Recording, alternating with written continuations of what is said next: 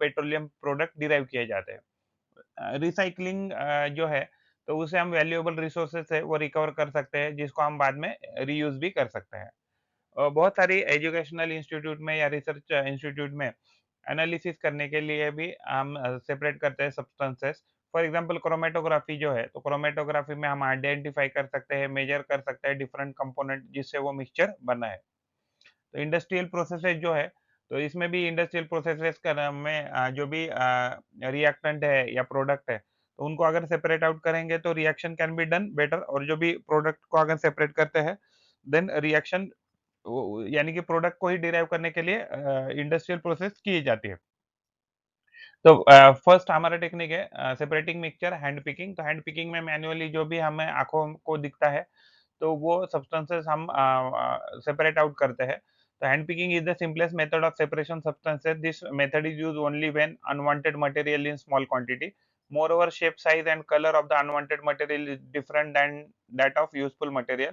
For example, payable अगर है rice में, ब्रोकन ग्रेन्स है राइस में, या जो भी आपका इनपुट है, एंड इंसेक्ट्स अगर उसमें है तो हम उसको सेपरेट कर सकते हैं। राइस, वाई व्हीट हो गया, पल्सेस हो गया, हैंड पिकिंग से। तो हैंड पिकिंग जो है तो ये मैनुअल सेपरेशन टेक्निक है। ये इसमें मिक्सचर हेटेरोजेनस होता है। जब मैनुअल सेपरेशन प्रैक्टिकल हो तभी हम हैंड पिकिंग करते हैं। तो फिजिकली हम क्या करते हैं, रिमूव करते हैं larger unwanted impurities from the mixture by hand. तो ये रिलाई करता है, ये मेथड रिलाई करता है differences in colour, shape and size, effective for small quantities mixture when components are easily distinguishable. यानी कि अगर हम लार्ज क्वांटिटी रहेगा तो हैंड पिकिंग नहीं कर सकते हैं। तो इसके एग्जांपल है removing husk stone from rice, pebbles from grain, separating green grapes from the black ones, picking different types of bean from each other.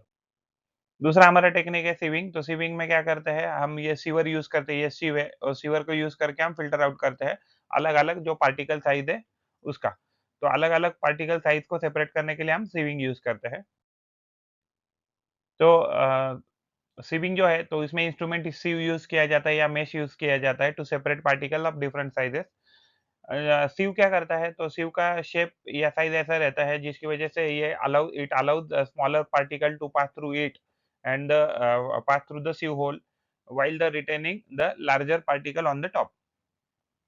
तो सिमिलर साइज़ का अगर शेप हो, सिमिलर साइज़ हो, इर्रेगुलर शेप हो और particle size अगर less than अगर mesh size हो, तो ये मेथड हम यूज़ नहीं कर सकते हैं।